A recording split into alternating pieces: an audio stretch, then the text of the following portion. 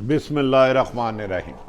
अस्सलाम वालेकुम नाज़रीन, मैं हूँ आम शहरी आरिफ हमीद भट्टी। आज लाहौर से मुख्तलिफ और अहम तरीन ख़बरों के साथ तरीक़े इंसाफ के चेयरमैन साबिक़ वज़ीर-ए-आज़म इमरान खां और इस्टेबलिशमेंट के दरमियान अमेरिकन मरासले पर इख्तलाफात खुलकर सामने आने लगे। एक तरफ DGISPR की साजिश और मुदाखलत की मुखालफत उन्होंने कहा इसका कोई वजूद नहीं। दूसरी तरफ साबिक़ वफाकी वज़ीर असद उमर का कहना है कि उन्हें सियासी बयानात नहीं देने चाहिए। क्या लगता है दोनों के मामलात क्या सुप्रीम कोर्ट में हल होंगे या अवाम में ज़ेर असर रहेंगे? नाज़रीन, अगर एक पल के लिए मान लिया जाए अमेरिकन मरासला असली था तो कितनी बदनसीब कौम है जो रोज़ाना जिस पे सैकड़ों टॉक शो हो चुके हैं आज तक, लेकिन इसके ऊपर हक़ाइक़ किसी ने पढ़े ही नहीं। अगर वो मरासला में साजिश नहीं थी, मुदाखलत नहीं थी, तो कौमी सलामती कमेटी के इजलास दो क्यों बनाए गए? आज उससे बड़ा DGISPR major general Iftikhar Babar का बहुत बड़ा बयान है कि उधर राय नहीं, इंटेलिजेंस रिपोर्टों की बुनियाद पर सलामती कौंसिल कमेटी के इजलास में राय दी गई थी।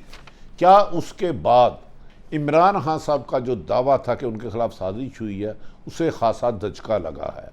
इसी रिएक्शन में असद उमर और शेरी मज़ारी की प्रेस कॉन्फ्रेंस में ने अहम सवालात उठा लिया और आज फिर दिन भर ये मौजूद गुफ्तगू रहा। क्या अदारों को इस तरह सियासत में आना चाहिए?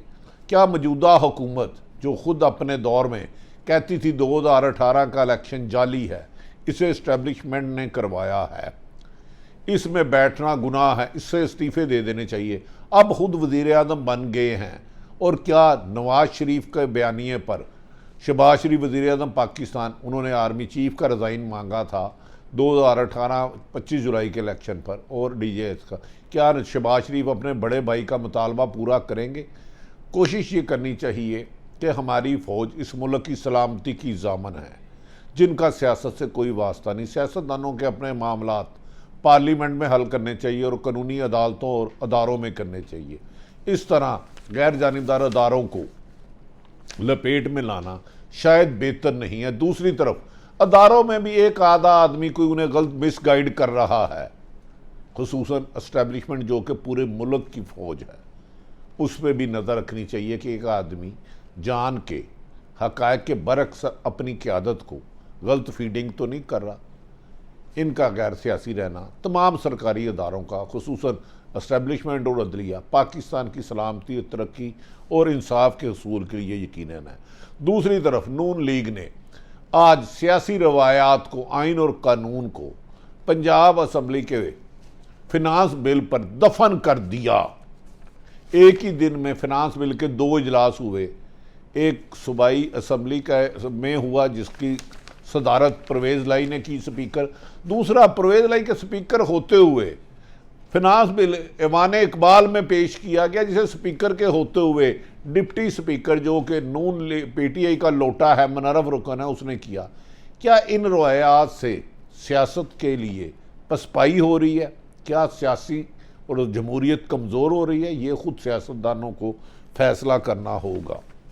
नाज़रीन, अब आ जाते हैं अहम स्टोरी जो वज़ीर-ए-आज़म साबिक़ इमरान खान ने कहा था उनकी हुकूमत की खात्मा अमेरिका ने करवाया है। डोनाल्ड डू ने बुलाकर धमकी दी थी कि इमरान खान की हुकूमत ख़त्म ना की तो मैं नहीं छोड़ूंगा, जिस पर 2 कौमी सलामती कौंसिल के इजलास हुए और इमरान खान और PTI के तमाम वज़रा असद उमर, फवाद चौधरी, शेरी मज़ारी, फैसल वाडा, मुराद सईद और शिबली फराज तमाम कहते हैं कि मरासला उन्होंने खुद पढ़ा, उसमें लफ्ज़ लिखा है अगर इमरान खान के ख़िलाफ़ अदम एतमाद कामयाब ना हुआ तो आपको मुश्किलात में इजाफ़ा होगा, अगर कामयाब हो गया तो आपको माफ़ कर दिया जाएंगे। लेकिन इतने संगीन मामले में कि आपकी 22 करोड़ आवाम किसी को मुंतहिब करे और अमेरिकन साजिश, मुबैना साजिश के तहत उसको हटा दिया जाए, तब्दील कर दिया जाए, लेकिन उसके हक़ाइक़ अवाम तक ना आए। कितनी बदकिस्मती है कि इस मुल्क में सहाफ़त भी इतनी अपाहज हो चुकी है कि सारा दिन टॉक शो करते हैं मरासला असली था, DGISPR साहब फरमाते हैं कि नहीं उसमें साजिश थी नहीं, लेकिन मरासला किसी ने पढ़ा ही नहीं। सुना है कि उसमें अदम एतमाद का लफ्ज़ भी लिखा है। शिबली फराद और फवाद चौधरी और ख़ुद इमरान खान इसकी तस्दीक कर चुके हैं। इमरान खान और इस्टेब्लिशमेंट के दरमियान अब कोई राज नहीं रह गया। साबका वफाकी वज़ीर खुलकर बता रहे हैं कि हमारे इस्टेब्लिशमेंट के साथ इख्तलाफात थे। ये बात शेख रशीद भी कह चुके हैं, फवाद चौधरी भी कह चुके हैं और बहुत से सीनियर पीटीआई के वुज़रा कह चुके हैं। अब भी इसी वजह से हमारी हुकूमत गई है। तरीके इंसाफ वाले तो खुलकर उन्होंने अहम तरीन अदारे के तर्जमान के मौक़िफ़ को सियासी बयान करार दे दिया है। उन्हें भी चाहिए कि हमेशा अहम तरीन अदारों के तर्जमान को, जो एक अपने अदारे के सरबराह की तर्जमानी करता है, उनके बयान को हरफ तनकीद बनाने से गुरेज करना चाहिए और उनको भी बार बार सियासी बात गुफ्तगू करने से गुरेज करना चाहिए और एक तरफ मौक़िफ़ देने के बाद इसको तकरार और बहस तक नहीं ले जाना चाहिए। नाज़रीन, एक तरफ अदारे के नुक्ता नज़र को कौमी असम्बली में आखिर भी कोई नहीं मानता।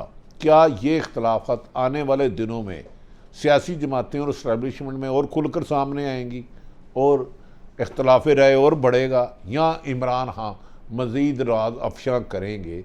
सूरत हाल संगीन होती जा रही है। इसीलिए कल DGISPR मेजर जनरल इफ्तार बाबर ने वाल शगाफ लफ्ज़ों में कहा था और उन्होंने कहा था कि कोई साजिश नहीं हुई। आज वज़ीर-ए-आज़म इमरान खान ने फिर इसको इम्पोर्टेड करार देकर जुडिशल कमीशन बनाने का मुतालबा किया है। DGISPR में जनरल इफ्तार बाबर नहायत रीज़नेबल आदमी है। वो अपनी बात नहीं कहते, फ़ौज की तर्जमानी करते हैं। मेरा ख्याल है इस चैप्टर को अब क्लोज़ कर देना चाहिए। अगर सुप्रीम जुडिशल कमीशन बनाना है तो बना दें, वरना बार बार अपने अदारों पर पहले नवाज शरीफ आर्मी चीफ का रदाइन मांगते रहे और खलाई मखलूक को इलेक्शन धांधली का जिम्मेदार कराते रहे। ये सियासतदान बिला आखिर अपने अदारों को क्यों हमलावर होते हैं? और अदारों में अगर चंद लोग हक़ाइक़ को चेंज कर रहे हैं और अपनी ही क़यादत को, अपने ही सीनियर अफसरान को मिसगाइड कर रहे हैं, तो उन्हें भी चाहिए कि अपनी क़यादत तक, अपनी सरबराहों तक अदारों के फैक्ट्स पहुँचाए। ये आयत मुकम्मल है कि और तुम नमाज के करीब मत जाओ जब नशे की हालत में हो। तो ये अपनी मर्ज़ी का क्लिप निकाल के सीनियर को भेज देते हैं। खुदारा अवाम और इस्टेब्लिशमेंट में गलत फहमी पैदा ना करें। फ़ौज हमारी थी, हमारी है और हमारी रहेगी। नाज़रीन, अब ये इमरान खान का मुतालबा है कि जुडिशल कमीशन बनाया जाए और ओपन हेयरिंग की जाए, जबकि इसके बरअक्स पाक फ़ौज के तर्जमान ने इसकी मुकम्मल तौर पर तरदीद कर दिया और उन्होंने कहा कि मैं इस बहस में नहीं पढ़ूंगा और सिर्फ टू दी पॉइंट करके बात आगे चले गए हैं। लेकिन मिनिस्टरों ने आज फिर इस कहानी को ज़िंदा किया। क्या मैंने कोई सियासी नहीं, आज वाशगाफ लफ्ज़ों में दोबारा मोहम्मद मालिक के प्रोग्राम में बड़ी टू दी पॉइंट गुफ्तगू करते हुए DGISPR मेजर बाबर इफ्तिखार साहब ने कहा कि मैंने सियासी नहीं बल्कि फ़ौज के तर्जमान की हैसियत से बयान दिया और इंटेलिजेंस रिपोर्ट के बाद दिया। तो मेरा ख्याल है उनकी बात को इमरान खान को भी फोकस देना चाहिए। दूसरी तरफ सुप्रीम कमांडर मुल्क के prime minister, president of Pakistan होते हैं। एक तरफ वो ख़त लिख रहे हैं कि इसमें साजिश हुई है और इसकी सुप्रीम जज के कराई जाए। नाज़रीन, क्या ये मामला सुप्रीम कोर्ट होगा या मीडिया तक बहस तक महदूद रहेगा? जो भी होगा, मीडिया तक बहस इसमें नहीं होनी चाहिए और इस बातों से गुरेज करना चाहिए।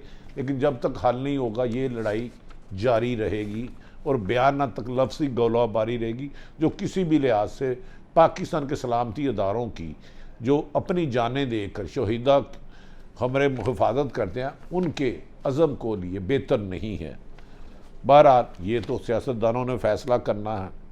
मेजर जनरल इफ्तार बाबर की जानिब से बयान में कहा गया, कौमी सलामती कमेटी के इजलास के मुतल्लक की कल तफसीली बात की थी। कमेटी इजलास में वादा कर दिया गया था कि इमरान खान की हुकूमत के खिलाफ साजिश का कोई सबूत नहीं।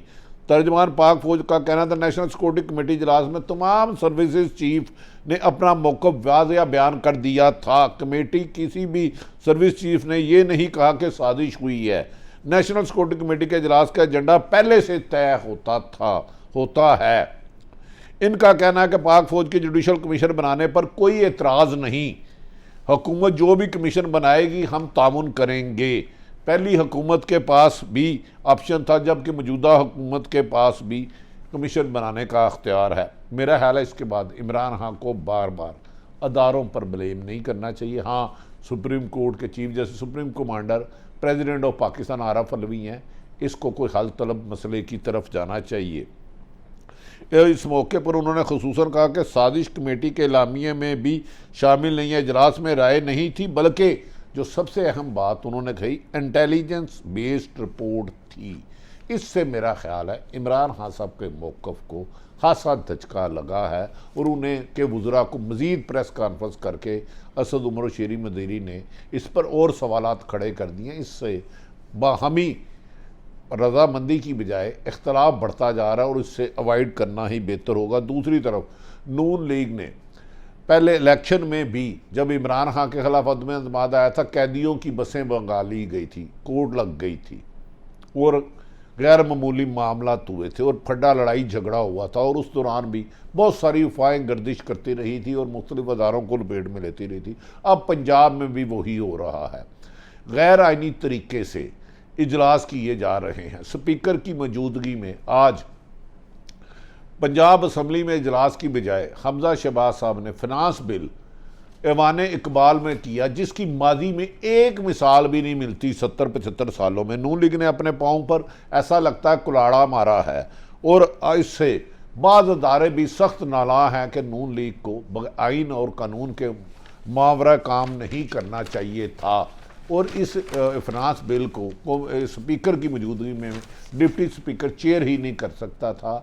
ये इसकी कानून इजाज़त नहीं देता, लेकिन रात को इन्होंने 3 आर्डीनेंस जारी किए, जिसको साबिक वज़ीर कानून राजा बिशारत, सब्तैन खान और पीटीए के लोगों ने गैर आइनी गैर कानूनी करार दिया। हुकूमत अपोजिशन को गैर आइनी और गैर कानूनी काम और अपोजिशन हुकूमत को इल्ज़ाम दोहरा रही है और लग रहा है इस सारे मामलात में, इस लड़ाई झगड़े में आइन और कानून गुम हो गया है और जिसकी लाठी उसका भैंस का काम चल रहा है। आज नून लीग ने अपनी सियासी ज़िंदगी का गैर जानिब हल्के कह रहे हैं बहुत बड़ी गलती की है।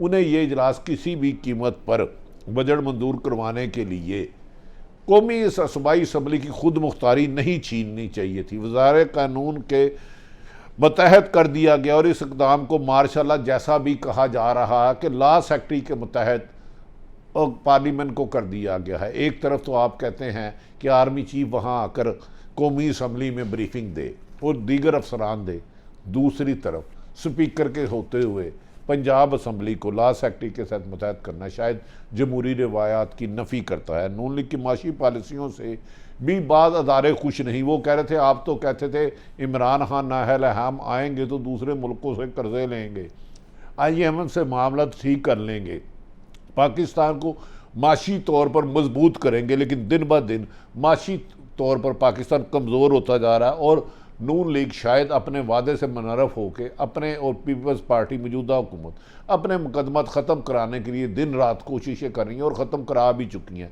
कल तक जो FIA शहबाज शरीफ वज़ीर आज़म और हमदा शहबाज वज़ीर आला को बुलाती थी, आज मोनो सलाई को बुला रही है और कह रही है कि FIA की शहबाज शरीफ और हमदा को ज़रूरत नहीं। लगता है पाकिस्तान में कानून हुक्मरानों के ताबे हो चुका है, आइन के नहीं। नाज़रीन, आने वाले दिनों में ये ख़बर भी जल्द मीडिया पर आ जाएगी कि तेरे वादों पे कहाँ तक मेरा दिल फरेब खाए, कोई ऐसा कर बहाना मेरी आस टूट जाए। मौजूदा हुकूमत जो वादे करके आई थी वो पूरे नहीं कर सकी और पाकिस्तान के अहम अदारों को इस पर रंज है कि मुल्क माशी और सियासी और सख्त अदम इस्तेकाम की तरफ जा रहा है और इससे पाकिस्तान के लिए कोई बेहतरी नहीं। आपका दोस्त मुल्क कोई आपको कर्जे नहीं दे रहा, वो सब चीन हो, सऊदी अरब हो, UAE हो या यूरोपीय ममालिक को कह रहे हैं पहले IMF के का पाँव पकड़ के उन्हें राज़ी करें। क्या IMF को राज़ी करने के लिए पेट्रोल की कीमत 310 और बिजली की कीमत में मज़ीद 15 रुपये इजाफा किया जाएगा? दूसरी तरफ इतला आ रही है हाँ की हमायत में आलमी ताकतें चीन और तुर्की भी आ गई हैं। दोनों ममालिक ने तरीके इंसाफ के अहम रहनुमा को दौरे की दावत दी है। ये कम ही होता है कि कोई मुल्क किसी अपोजिशन रहनुमा को अपने मुल्क में दावत दे। मौजूदा सियासी सूरत हाल बाहमी इस्तेकाम की बजाय कशीदगी की तरफ जा रही है, जो जमहूरियत और हुकूमत दोनों के लिए सवाल छोड़ती जा रही है। पाकिस्तान जिंदाबाद।